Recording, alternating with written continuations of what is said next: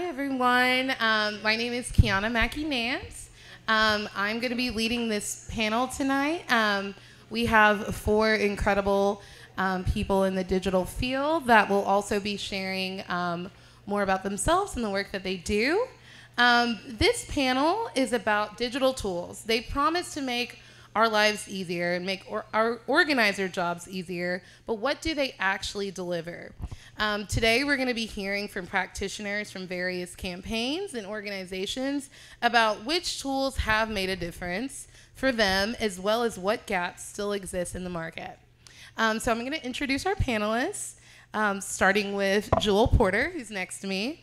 Jewel Porter is the program manager at Blue Leadership Collaborative, an organization that hires, recruits, and trains diverse campaign talent to manage campaigns. Jewel has a background in organizing and digital organizing at DigiDems, Civic Nation, the Biden-Harris campaign, Elizabeth Warren campaign, and more. And next we have Stephen McCarty. So Stephen McCarty is Business and Development Partnerships Lead at Stack Labs, supporting state Democratic parties. In addition to his work at Stack, he's worked in organized labor, tech startups, and is an avid volunteer in his community with the Kiwanis Club of Washington, D.C. He was recently elected commissioner for ANC 2GO4 in downtown Washington, D.C. Next, we have Jose Nunez. Jose Nunez is the National Organizing Director at the DNC, where he oversees and directs the party's organizing programs. Previous to joining the DNC, Jose was the Director of Digital Organizing for the Biden-Harris campaign in 2020, where he developed and managed the campaign's national digital and distributed organizing efforts. He is originally from San Antonio, Texas, and has been active in Democratic organizing for nearly 10 years.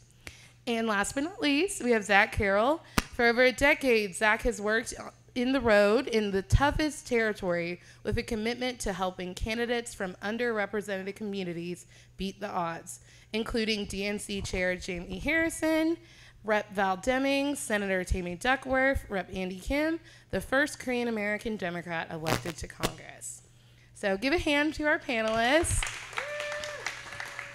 Thank you all for joining us. And then just a little bit about me. I'm the VP of Digital at Emily's List. Before that, I was a digital director on Val Deming's race with Zach Carroll.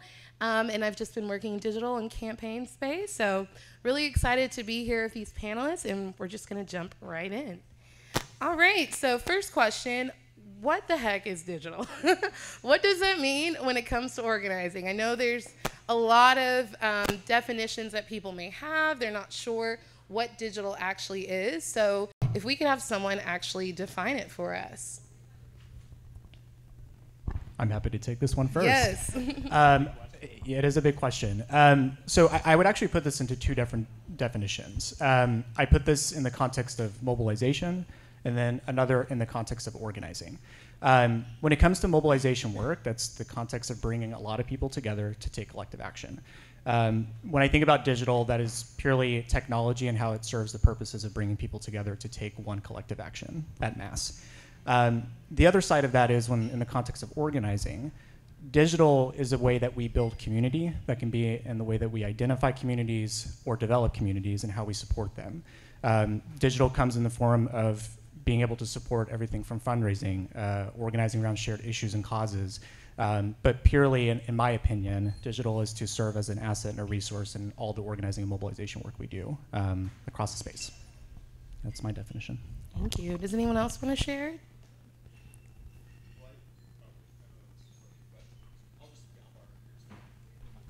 I actually think this is a really difficult question because I think every cycle the scope of digital expands to the point. So does organizing. So the point that Kiana, you and I've had this conversations too. Like, at what point does the digital department, on a campaign make sense when the whole campaign is digital in some way, right? In every single aspect, from the candidates day to day to messaging with voters to fundraising, capacity building.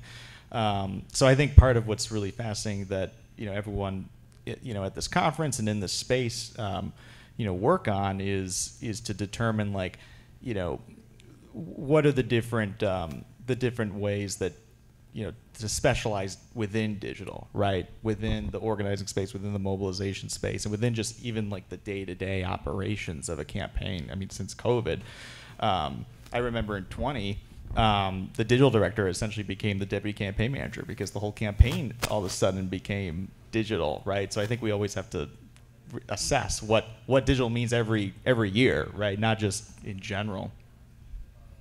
Yeah, I totally agree that digital is like this like big, you know, mammoth of a thing that's kind of hard to define. But for me, I like to distill it down to tools, technology, and tactics that we use to win money, to earn money, to win votes, to spread our message.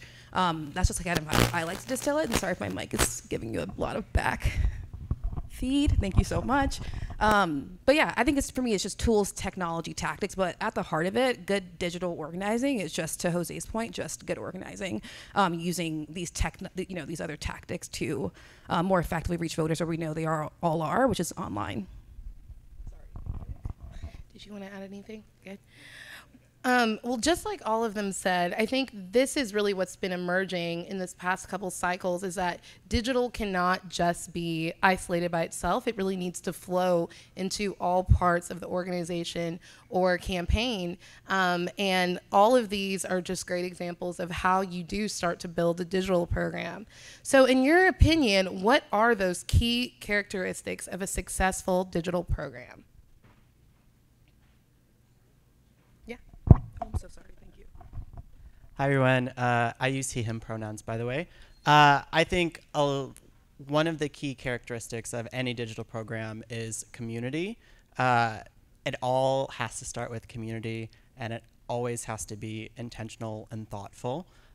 Your technology will only get you so far. Your digital tech is not your program. You need to build around your technology out in the field with the people. And really meet folks where they are. Hello? Yeah. Oh, get it working. I actually would say it's authenticity. It's just one thing, really, across all programs. And what I mean by that is, and you've probably received emails or text messages from organizations and campaigns that may come off as, that's not really authentic. I may not care about this issue. Why am I receiving this? Or just being real with the people that want to hear from you. It's really that simple. And it ties across community. It ties across various tactics that we deploy on our campaigns. And I would say this to anybody from a national level to a local level when you're thinking about using digital to bring people together, to fundraise, to do all the things you're trying to do. It really starts with being authentic and having a real strong message and how that is deployed across digital places online. To me, when I think about that question, I think three things come to mind. Is your digital program raising money? Is your digital program spreading a message? And is your digital program reaching more people through organizing, community building, like folks are talking about? And I think as long as your digital program is like everything that you're doing, because we all know the most finite resource in campaigns is time. As long as you're doing one of those things, I think you're probably doing okay, pretty good digital program.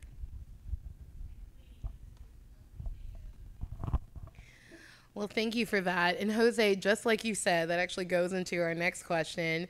Most people don't like receiving emails or texts from political campaigns. Raise your hand if you signed up for a list and then somehow got on someone else's list in this past cycle. Okay, all of us, yes. But is there any way a digital program can actually overcome the general population's natural aversion to this kind of outreach? Do you want to take it, Zach? Yeah. So, and I think this kind of piggybacks on what Jose was saying, that, you know, good digital, I think, requires authenticity and a good brand and a good message, right, and a good candidate. And, you know, over the last, especially the last 4 years, you know, when I was working with Jamie Harrison, for instance, the launch was one of the most important days of the campaign, because these days, if you don't raise, you know, on a Senate race like $500,000 to $1 million within 48 hours, you know, it's going to be really tough, because that's a moment, but that's a digital moment, right? And we can't, especially for candidates, you know, who may not come from money or come from the means, they can't just Rolodex, their list of big dollar family or something like that. They have to get people to donate $5. But in order to do that, they have to inspire people to donate $5, right? And so it goes hand in hand.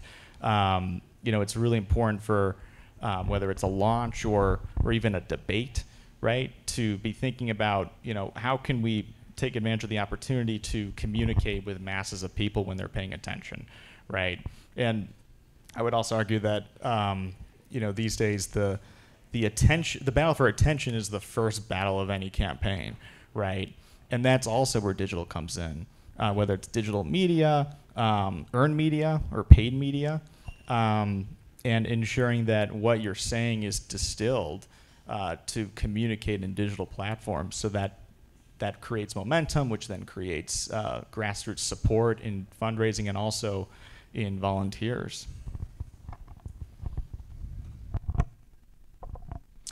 One of the things I always coach folks on is to really know your audience and to be intentional with your messaging. Sometimes that means giving folks a break. They don't need 10 text messages or 10 emails from you all day, every day, 7 days a week. We also have a lot of data on folks. It's scary, but we can use it for good. We can also use it to better understand our audiences. And so instead of, burning and churning like a lot of campaigns like to do with their lists, be intentional with the folks you're reaching out to.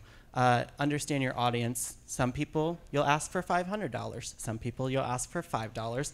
And some people will be volunteers that you want to move up your ladder of engagement. So it's really important to understand where folks are, and I'm probably going to sound like a broken record, but really meet them where they're at, because not everybody's going to be in the same place. And if you treat everybody like a monolith in your audience, you're going to burn them out, and they're going to unsubscribe and do really bad things to your IP reputation and email deliverability. So don't do that. I just wanted to ask a little more about this question, because I think this is something that a lot of programs face when they're building out their digital fundraising, is that they want to make sure that they have authentic messaging, but you also have to have messaging that is going to raise money. So does anyone have examples or tactics to help balance that out? Okay, so I'm going to speak in the context of organizing, but I have lots of ideas on fundraising that we can speak about at another time. Look, I think it's nothing that is going to be a silver bullet, right? And I think that's where some campaigns or any efforts that, look, you're strapped for resources, you don't have a ton of capacity, so you're trying to find something that it can get you across the finish line in a simple way. And the reality is, just like you, people receiving information or messaging, we have to treat people with respect. People that are really bought into any issue or cause or candidate. I think the way that we try to approach it, at least at the DNC and previous programs that I oversee, is really bringing it to the people to be our messengers and our validators. That isn't necessarily tied to fundraising, perhaps, but I think it's a stronger message when it comes from someone that we trust, that we know, and being able to layer in these additional tactics that are broad swaths, like email and text messages, et cetera. But it goes back to your main point, too, which is knowing your audience. Who can you actually reach, and who is the best person to reach them, and how are they actually talking to them is the consideration and how we approach it.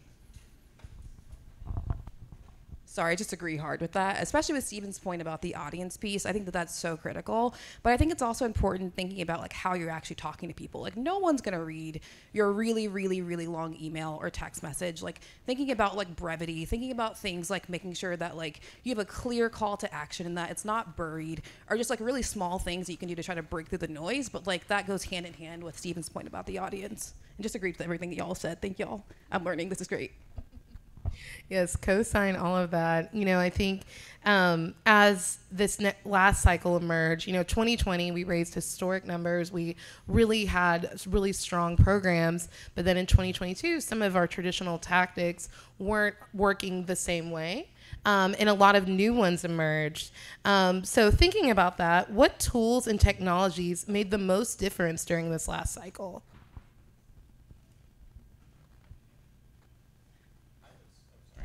I would say, it wasn't new for this cycle, but I think it was used even more this cycle. It was Mobilize, right? I mean, Mobilize is amazing because, I mean, any event, even if it's, you know, a virtual event, if it's in person, I mean, it came about, I believe, in 20, like during COVID, right?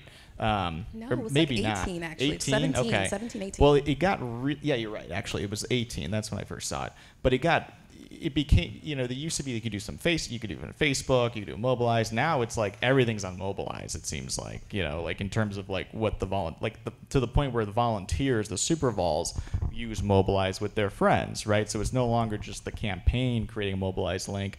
And it's really cool because, you know, nowadays, if you want to have like a staging location, for instance, right, that isn't staff but volunteer driven, they'll send a Mobilize link to all their friends, and it's really easy to use. And so I would say that was a huge, at least one thing that comes to mind over the last 4 years.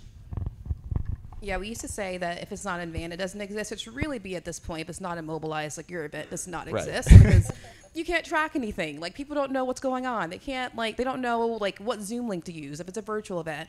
But like what I will say about tools and technology is I feel like overall the tools and technology were frankly the same for 2022 as they were for 2020. Like I worked at Digidem's last cycle where we employed over 60 people in the top congressional campaigns across the country. So I got a bird's eye view into some of like the campaigns that were run. And one of the tools that was really heavily used was Impactive, which used to be Outvote for the folks who've been in the space for a while.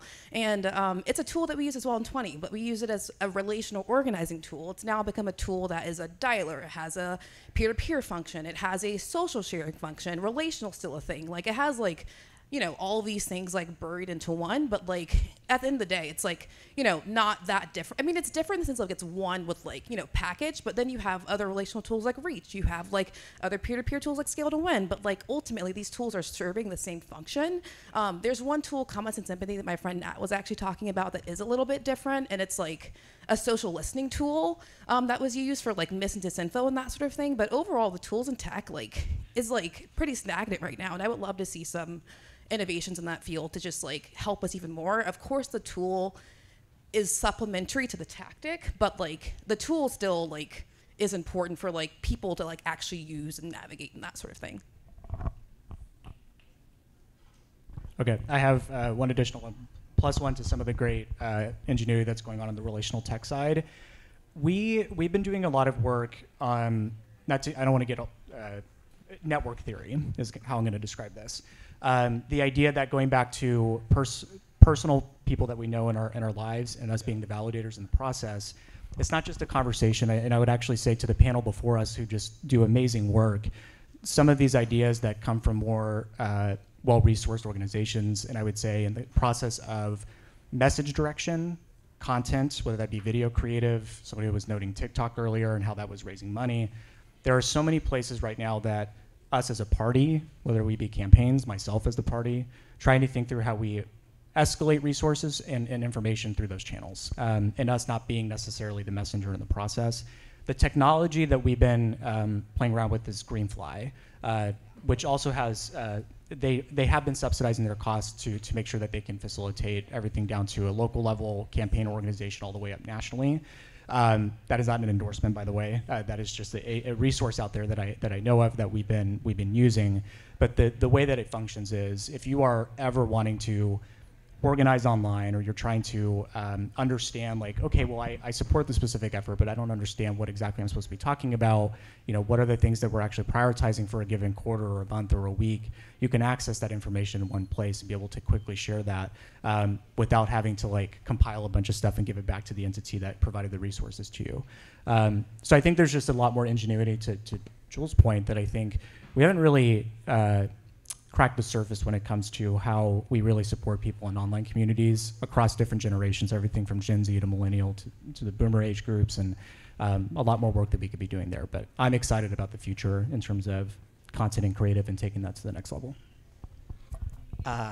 We can talk network theory all day, but I also have to give the caveat. I'm going to name drop a few tools that I thought were really cool and I saw used really successfully, but not endorsements. One of the tools we were working with state parties and down ballot candidates on was similar to Greenfly, but it's called Soapbox. It's a little more grassrootsy.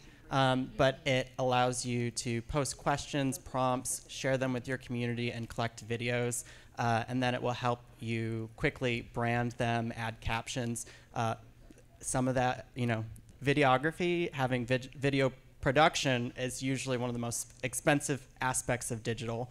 And so really, really helps lower the barrier on those costs, because you can spin up videos really quick and have them crowdsourced, and they're authentic because they're from your supporters, your voters, your constituents. We also saw some state parties use a really cool tool called Rept. It's a 24/7 virtual town hall. So your constituents, your voters can submit questions, and then the candidate themselves can answer them. It lives in perpetuity on a little video dashboard for you. So it kind of can save your comms team, your digital team, some time from not having to reiterate that or answer that same question over and over. And again, video, right? Short, snappy, quick videos that are authentic, that feel good, that are direct, and have a clear call to action, right? That's where we're at. And then we also saw some really cool organizing on things like Twitch and Discord, especially like lots of young groups, really cool groups that are responding to issues every day. Like we're working to partner with a group called Transl Culture. So you know how the right likes to say we're so quick to cancel everybody. They're turning that right back at them and saying, when you're attacking us, when you're attacking our queer community and our trans community, we're going to cancel you. And so really cool organizing digitally online in that space. And so that's kind of some of the really cool stuff I saw. Just to piggyback off of this and thinking about what some of y'all said, there are a lot of different voting blocks that have been happening, merging these past cycles that we're really trying to invest more in, whether it's, gender or whether it's age or race. There are definitely some tactics that emerge and some outreaches. And I'd love to kind of hear, how do we keep innovating in that space? How do we keep reaching this diverse voting bloc that's been emerging in the Democratic Party? I know it's going to be a ridiculous answer, but just ask them how they want to be reached out to. And sometimes it's as simple as that. I think you can think through the tactics to ask that question if you're not able to reach them otherwise. But sometimes it's using your platforms like email to collectively take information from folks to really understand across your different voting blocks, but also the people that support you, that are volunteering for you. They're going to have the best input for you. And I would start there. Yeah, and I would say, and again, not endorsement either, but and Kiana, you saw this in Georgia during the runoffs, the relentless and relational organizing, and it was interesting to just, literally just, it's almost like, I don't think it's in lieu of a traditional paid canvas program, but in addition to a traditional paid canvas program, just pay a bunch of people, like bunch of kids, right, to reach out to their communities in the way that they talk to their communities and the platforms they use in their communities. Yeah, whether that's age, whether that's race, whether that's rural versus urban, in getting gaining insights from that in mass, so that we can then put resources into whatever the best way to do that is. And I think these runoff elections and these huge, big money races are interesting to look at, to see what innovations are coming out, because there's so much money and a lot of the basics are paid for. You can really get creative there. I think +1 to Jose's point about asking. I think as well relational can be a really good tactic, but I think, combined with that, I think starting early and not treating different groups as like an afterthought, and it's like it's October, maybe we should start engaging this critical piece of our voting block. Just starting early and thinking critically about that as the top of your organizing strategy, I think is really important. Yeah, that's really important. Don't be treated like an afterthought. It doesn't feel good and people notice. Oh, sorry. Yes. Somebody mentioned this earlier in another panel, but we can't just always be there for a crisis, kind of like Joel mentioned, but we also need to be investing in year-round organizing, year-round digital organizing, because it's really, really hard to build up an entire apparatus in like 10 to 12 weeks. It's just nearly impossible, and you can't do what we've all talked about, which is you can't be authentic that way. You can't be community focused that way. And so really thinking critically all year around. And then this might sound a little counterintuitive, but or not really make sense on a digital panel, but your digital organizing, your digital efforts are only as good as they move people from online to offline. Impressions don't vote, retweets don't vote, people vote. And so you need to always, always, always be questioning your digital programming in the sense of, am I moving people from online to offline? Because otherwise, you got 1 million impressions, and how many votes did you get off that? Exactly. That is so true. And I think, you know, as we are talking more about content and what really speaks to the people that you are trying to reach, there were a lot of new social platforms that emerged. And thinking about it from each of your lenses, some of you worked in fundraising, organizing, and even awareness. What are some new platforms that were utilized for organizing, fundraising, or awareness? And if you can't think of a new one, what are some traditional ones that you really want to see people using more?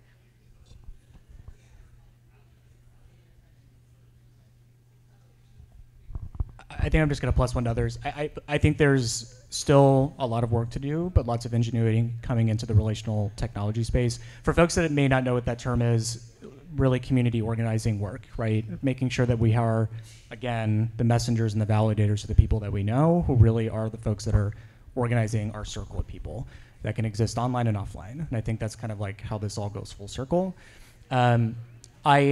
Again, not endorsement, but I know that there's more technology hopefully coming into the space around how we support people in the dissemination of messaging and content, which I think is definitely going to help us take that to the next step, which has a lot of intersection with what I'm talking about here, which is our personal people, the people that we know. And I would just, to put plus one on this piece, it's probably, again, maybe something everybody really sees every day. We are in a very polarized media landscape every single day. And the question that I get a lot from operatives and organizers is, how the hell do I break through the noise? And I'm sorry, but it's not going to be from another email. It's not going to be from another text message, and it's going to take work, and it's going to take time. And the people that support your effort and cause are the ones that are going to help you break through. And that's what I hope to see in the upcoming 2 years, but in the future, because we start that work now to a lot of the points that people are noting here, we can start building power that can be organizing year-round and supporting all the way down to the local level. So that's what I hope to see in the future. Yeah, and I also, just to piggyback on that, thinking about, like, you know, what spaces that state parties should own or like organizations should own versus what candidates should own, right? Because a lot of the year-round organizing is extremely necessary and important, but a candidate can't afford to pay for all that because they have to spend money upping their name ID, educating about who they are and who their opponent is, and they're doing attack and response, right? There needs to be like a turnkey operation that's been working regardless of who the candidate is year-round, that we can like obviously like a candidate can help, you know, mobilize even more into those structures, but we gotta like make sure that state parties are trained and aware of the latest tools, and also, you know, going to donors, because I think, you know, we all know this, like donors love the new technologies, right? And like there's a lot of really good technology that, and we talk about every cycle, like we got any year-round organizing, and it doesn't, you know, there's a few states where it does happen, but it really has to happen in every state. And it's not that expensive relative to the millions and millions of dollars you're gonna have to pay for campaigns will have to pay for paid media. But I just think it's really important for us to like go to state parties and distill exactly, these are the tools that campaigns are just like, you know, I've managed 10 campaigns now. Campaigns are just not going to do this, right? They're not going to say, oh, we're going to do year-round organizing because that's too expensive.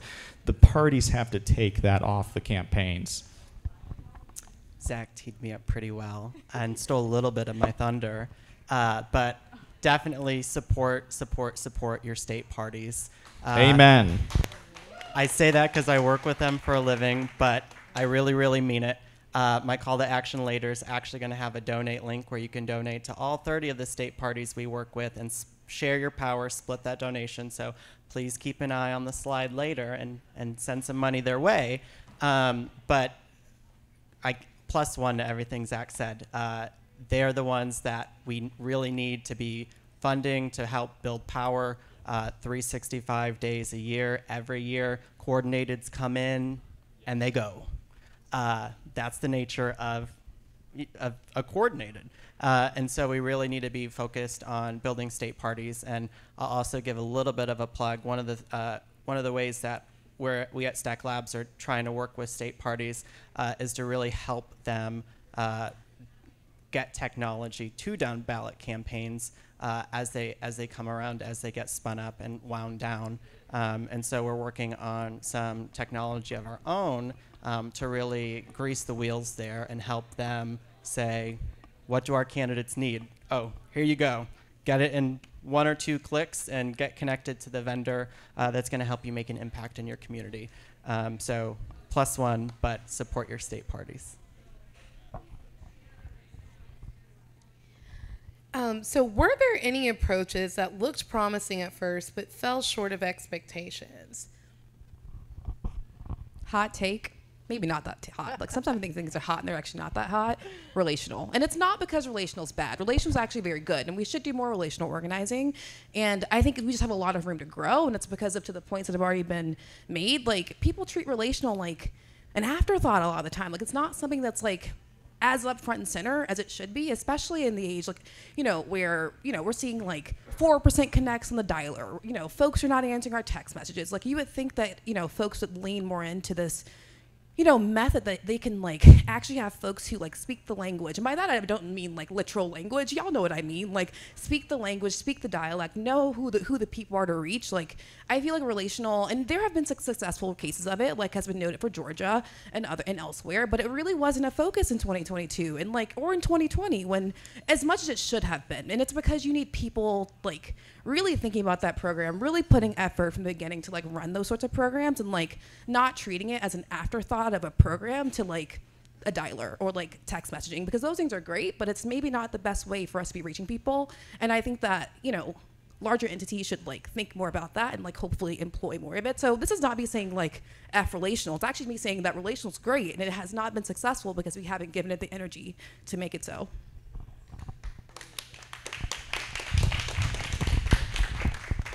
I have one that maybe is not a tool necessarily, but and I was speaking to someone here earlier, and I forgot who it was. Talent and retention in digital spaces and organizing spaces. Folks, it is really hard work that what we do, right? It's time consuming. It's around things that we deeply care about. And everything that we're talking about, I just want to be realistic that some of this stuff gets really expensive and then it becomes inaccessible.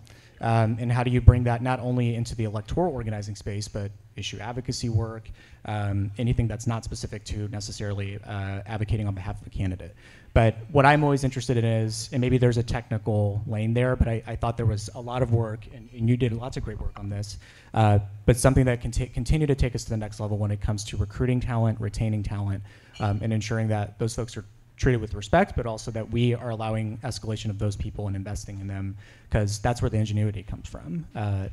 And I've been thinking about this a long time, because it can't just be us, right? Even on this panel that sit here and do this like year after year after year, and really trying to think about the new wave of people that come in and bring new ideas. Yeah, I mean, pay your staff, right? Like it has to be a living wage. It has to be a good job. It's getting better, but there's still a long way to go. And you're absolutely right, because the more we can keep and cultivate talent, the more people can even think about the innovations of this space, right? So it's not just the execution of the old tactics, right? And like the churn and burn of staff, right? It's just incredibly, and again, I think going back to the state party thing too, right? It's just like, if we're serious about attracting year-round organizing, we have to have the budget for that and pay people to do that, right? And I know there's a lot of appetite to invest in that, so we just have to ensure that we do it. Plus one, pay people. Plus one, relational. Not shitting on relational, but again, your technology is not your program. Build your program around your technology. I've seen way, way too many resource-strapped candidates, resource-strapped groups buy something and then think it's, set it and forget it. That's not the case. And so, when you're buying your technology, when you're thinking through your digital programming, really make sure that you're going to utilize that tool to the best of your capability, that it's going to have a return on investment. And then I will say one of the things that we also kind of struggled with state parties was, kind of thinking back to the soapbox example I mentioned, is we actually got soapbox free for a lot of down ballot candidates in 5 key states in 2022. But a lot of candidates were so damn nervous to even use it. Video is scary. New technology is scary. And so this, again, is where we can really make a difference and build power by investing in our state parties. Every state party should have a candidate services team. Not every state party does, and that's simply because not every state party can afford to. And the best, adoption of tactics, the best adoption of strategies we saw in states in down ballot campaigns was where states had the resources to be able to hold the candidate's hand when they needed to. I can also say that I was a first-time candidate myself in 2022. I've worked in nonprofits, I've worked on campaigns. Nothing prepared me for stepping into the shoes of a candidate. All of my training, all of my, digital tactics and everything got scarier. I was terrified to push the button. I was terrified to throw myself out there and record that video or make that call to action. And sometimes candidates really just need a tap on the back, a hand to hold, and someone to push them off the ledge like a baby bird. So again, invest in your state parties and pay people. Going off of that, what you just said, for someone who is starting a new campaign or they are building an organization, how would you start a digital program? What is like day one, this is what you need to do? Or just like you said, if they're nervous about trying something digital, how would you encourage them to really build out their digital program?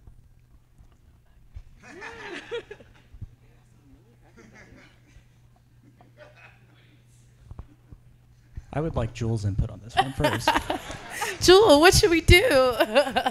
Oh, man. Well, if I were starting out a brand new campaign and I was thinking about, this is me stalling if you can't tell.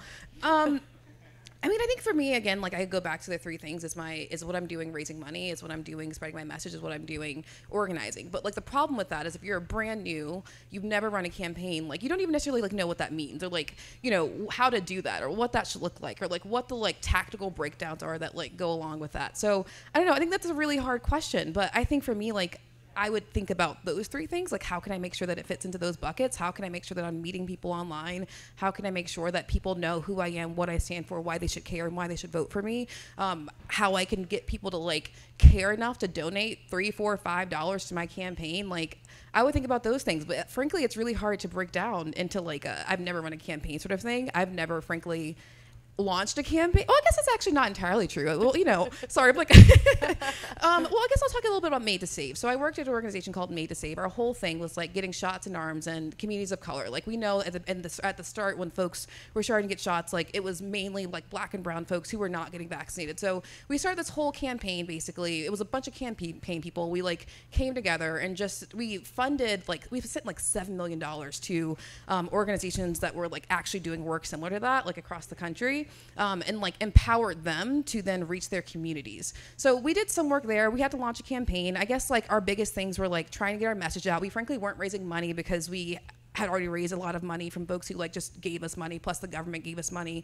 Anyway, I feel like I'm rambling, but my point is like they were just like some of the things I would consider, but as you can see, I don't actually know the answer. I don't know if there's like a silver bullet like answer to that. So Joel, I didn't mean to put you on the spot, but I just think Joel is incredibly smart and she's so good at what she does. So I want to make sure she spoke first. So I think this actually applies to all facets of campaigns. And I was actually just doing this recently. Sorry, Jess, to put you on the spot, but with Arena, everything starts with goals, folks. You have to have very clear lines of what success looks like. And even if it's in the context of launching an effort or a campaign, what does success look like? Is it reaching X audiences? Is it trying to raise X amount of dollars? What's going to come clear through that process is what are the actual strategies that are going to help me get me there, right? And that starts at the audience level, because sometimes it depends on the objective. I could think of a few, maybe even more than that, use cases where maybe digital is not even the use case that I'm going to be applying to a specific goal. But it all starts with what you're actually trying to achieve, and it's going to become pretty clear on how you apply digital into those spaces. And then it rolls into all the stuff that we're talking through today. Social media, how that plays a role into that process, text, email, relational, all these pieces kind of funneled together. But maybe the take from the campaign manager is a good one too. Well, it's again, like, I don't know how to answer the question, because I just think it's digital. That's your campaign. It's like, if you want to launch a campaign, like, okay, you know, this is the strategy on Facebook, on Twitter, right? And this is how, like, our Twitter strategy communicates with reporters in the chattering class, whereas Facebook is an older voter, right? And then there's TikTok, which is a younger voter. So I don't know. I just think it's hard to answer that question, just because digital has just become everything, right? Like, when we launched, whether it was Val or even like Andy Kim for Congress, I mean,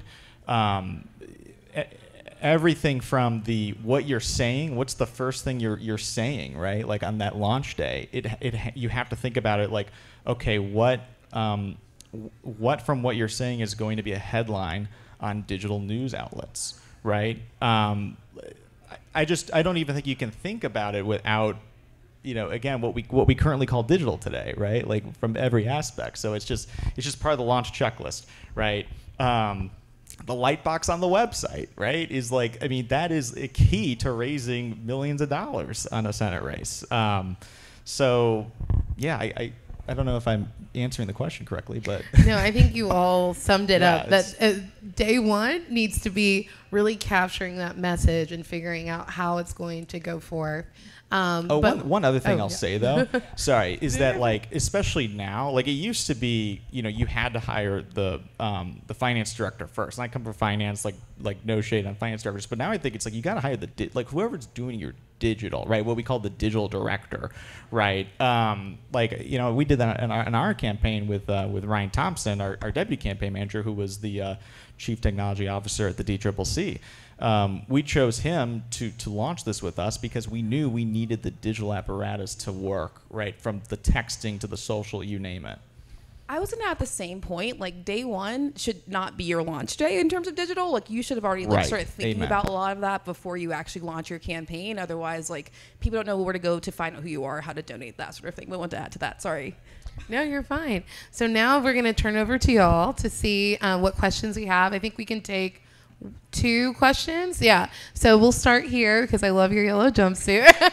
No shade. I like your dress too, but we'll start with you. Okay. Hi, y'all. I'm Natalie, she, her pronouns. So I guess I have a question around, like, metrics and its impact on creating, like, authentic and long-lasting digital programs. So once upon a time, I was also a digital fundraiser, and I found that our most successful programs were programs where we weren't just asking for money or asking for volunteer engagement. We were also, like, giving our people something from the candidates. So whether it be like newsletters or just like personal engagement, those kinds of things. So it was more of a dialogue than just like demanding. But in creating that dynamic, it was kind of hard because a lot of time clients would be way too fixated on like the raw numbers that were coming in. So I guess I was wondering if you were to give guidance to less seasoned campaigns on what other metrics they should be focusing on to create dialogue rather than just like continuing to make demands, what would those metrics or benchmarks be? I would say conversations, because what you're doing is engaging people in conversation and creating dialogue. I think another way in the context of fundraising is cultivation, which I think is what you're speaking to. Which is, by the way, a very good thing, and is something you should continue to sell to anybody that you're working with or candidates or causes too. Because to your point, you can't just ask people for things over and over again, because they want input and they want value and all the other pieces that go into why they're doing the work. But in terms of, and there's also things that can be softly measured, right? But again, it just needs to tie back to the overall goal. So I would say conversations is what I would allude to, at least from an organizing mindset. But you can define that how you like, and I think it still ties to success. Kind of piggybacking off of Jose is really kind of a lot of more of a nonprofit terminology, but digital is everything, and we kind of have to treat campaigns like a business and a nonprofit and a campaign.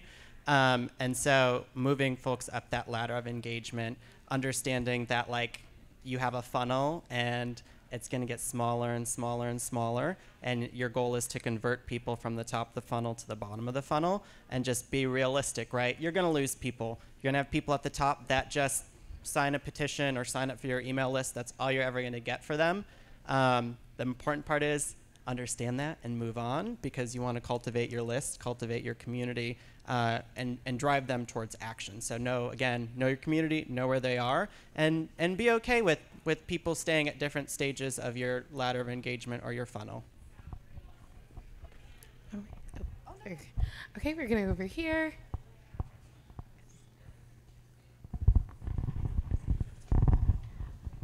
Sorry, so this question kind of ties back to the previous panel about persuasion, inspiration, and activism.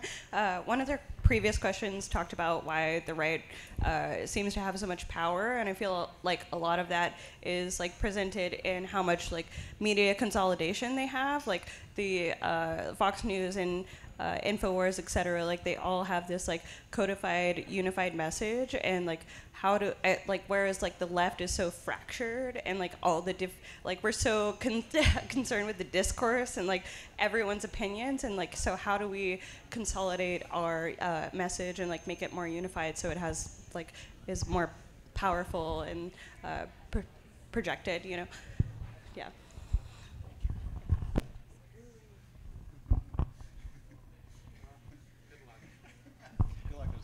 Maybe this is a hot take. I don't disagree with you. On the point of the GOP, for a long time, doing a good job with what they're doing with their base, which I would say, when I approach program, I will do this to this day. What I will never do is try to replicate what they're doing. And I think because we treat our people differently than they do. And I think the second piece is, it really depends on what we're looking at. I don't necessarily think us as a space are fractured. And I think there was this whole media piece from the GOP last year where like Dems in disarray. Look, we could have definitely done more, right? Every year we can do more. I think we should also celebrate our wins when they're deserved. We held the Senate. We're building infrastructure that's going to support into a presidential election cycle. And yes, there's more work to do. I think we have to play very carefully to ensure that we're not playing into the fears of our base and really lifting up the things that they care about in an authentic way, and that's how we will win. And if we do that consistently, and that goes back to my other piece, which everybody's speaking to, it takes time, and it can't be cyclical all the time. And it's not necessarily on the candidates' campaigns to do that either. But maybe I would love to actually talk after if it's okay. But I would think a very nuanced answer. But that's my best answer at the moment. So we're actually going to wrap up because we're running out of time. But just to close, and I hope you all also took these takeaways from this panel, is that you have to have authentic messaging, whether it's organizing, whether it's fundraising, content. You really got to know how are you reaching your base. And there's so many tools that are coming out, but what works for your audience, the people you're trying to reach? Not everyone needs to be on TikTok, so figuring out what works best for you all. And they're all going to be around after this, so if you have any other questions you want to ask, please ask them, because we are running out of time. So thank you guys for being on this panel, and thank you all for joining us today.